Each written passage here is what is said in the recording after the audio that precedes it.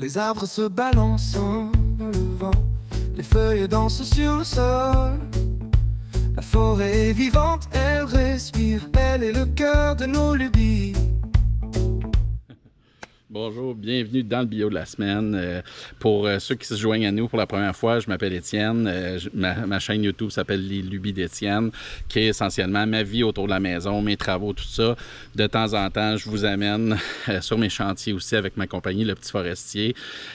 Bienvenue. Puis aujourd'hui, un bio un peu différent. C'est la première fois que je mets, pas tout à fait la première fois, mais c'est la première fois que je vais scier par moi-même, je vais le dire comme ça, du cèdre. J'ai quelques beaux bio là, que j'ai ramassés chez un client. Puis, j'en avais déjà scié quelques petits morceaux avec un ami, avec André. Si vous voulez aller voir ma chaîne, là, c'est dans mes premières vidéos. Je le mettrai dans la description. Puis, c'est le constat je me rappelle encore l'odeur du cèdre. N'importe qui a travaillé déjà avec ça, ça sent très bon. En tout cas, moi, j'adore cette odeur-là. C'est ce qu'on fait aujourd'hui. Je viens de scier un bio de sapin. Puis, j'enlève ça, puis on commence. Donc voilà avec quoi on travaille aujourd'hui. Un beau bio de cèdre. Il est quand même assez sec. Ça fait un bout de temps qu'il traîne. C'était un arbre qui était mort qu'on a ramassé. Il a été bardassé pas mal aussi. Il s'est fait promener pas mal. Fait que ce que je vais faire, là, je vais tout de suite le mettre en planche de 3/4 d'épais. C'est rare que je fais ça.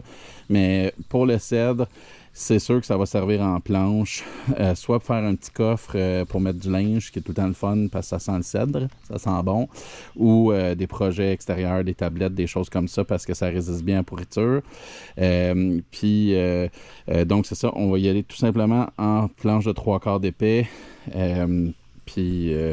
J'ai pas mesuré la longueur là, à l'œil, je pense qu'il fait entre 7 et 8 pieds. Il est un peu banane, là, fait que je l'ai mis avec la banane vers le haut. C'est tout le temps plus facile à travailler. Une fois qu'on a une surface plane, on peut le virer puis ça se travaille mieux après. Donc, on y va comme ça.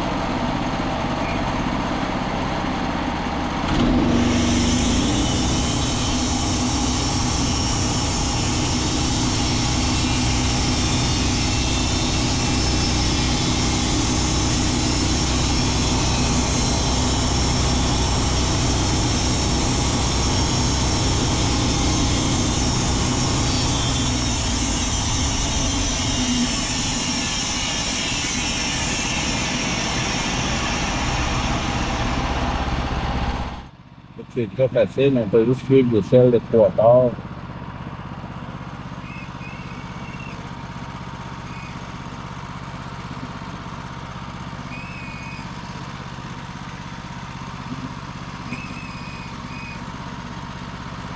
De 3/4.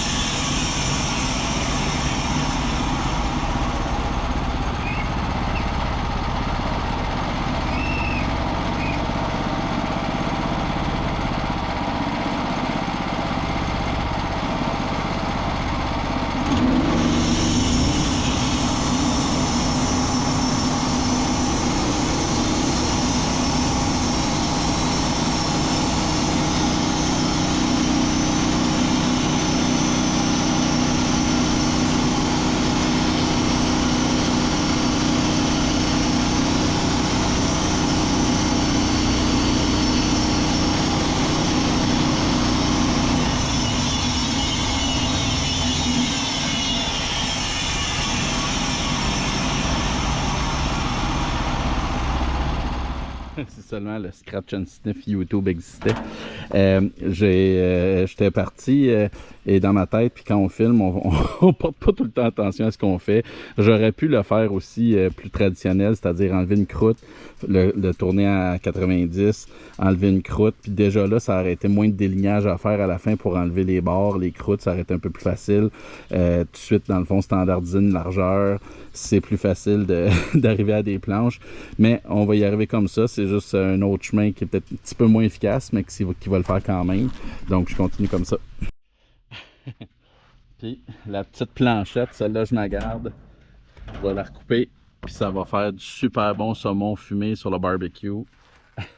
C'est un des avantages d'avoir bien du bois.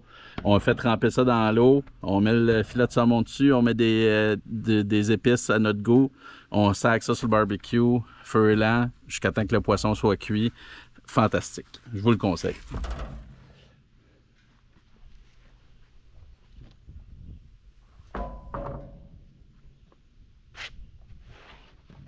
C'est vraiment de la belle planche.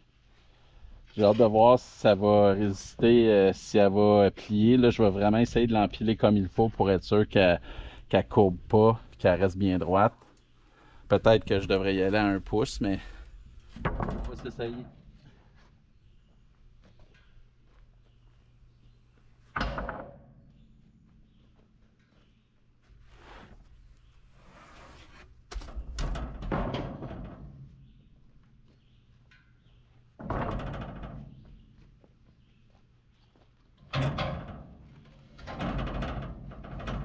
Un des avantages, c'est que c'est un bois très léger, c'est facile à transporter.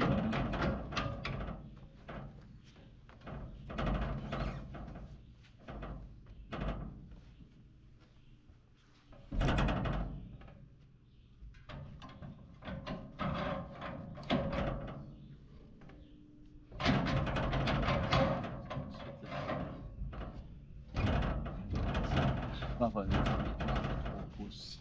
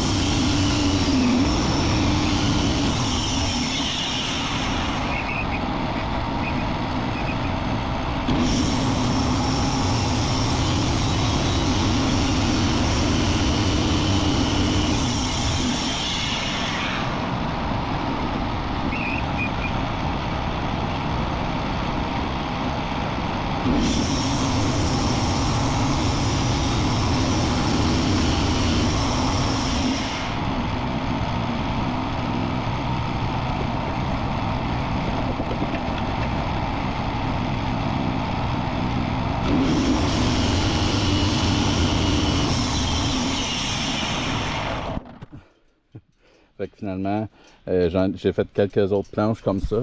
Je vais fermer mon jus. Fait que là, je vais le mettre debout. Fait que ma largeur d'une bonne partie de ces planches-là, ça va être 4 pouces 3 quarts. Donc, je vais déligner les autres, toute la même largeur. Ça va être plus facile si toutes les planches sont pareilles.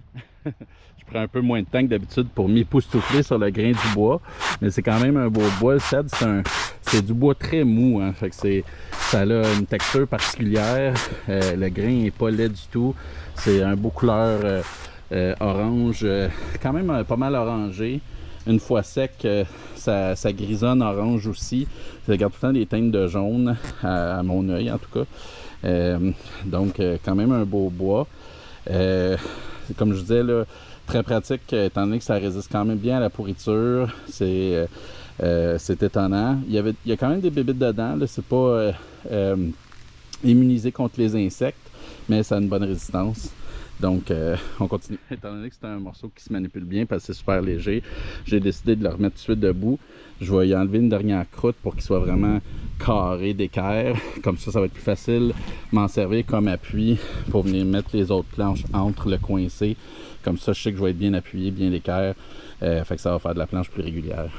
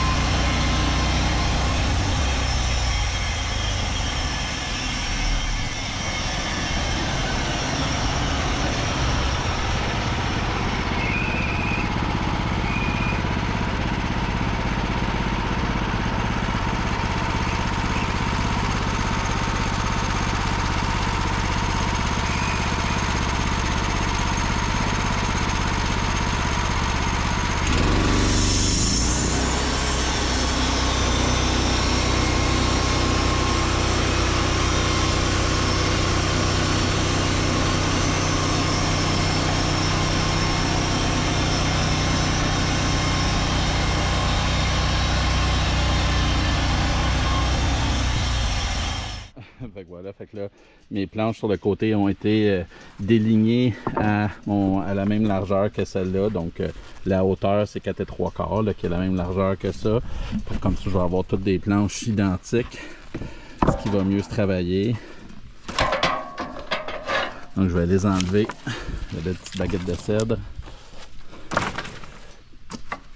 Fait que ces planches-là, normalement, si je me suis pas trompé, voilà. Fait qu'ils ont tous été délignés la même largeur. C'est l'avantage de toujours se servir de l'échelle. Pardon. C'est l'avantage de toujours se servir de l'échelle à 3/4. C'est qu'on sait qu'on est tout le temps dans les mêmes multiples. Fait qu'on sait que ça va matcher en bout de piste. Donc, fait que tout ce qui me reste à faire, c'est finir de trancher celle-là en 3/4 d'épais, puis c'est fait. Donc, on regarde ça, on continue. Voilà, mon serre bio est au plus bas, ça c'est au plus bas, mes guides mes arrêts bio sont au plus bas. Fait que c'est vraiment l'épaisseur de ça qui est 3/4. Fait que mon moulin, le plus mince que je suis capable de faire, c'est 3/4 d'épais. Fait que c'est ce que je m'apprête à faire.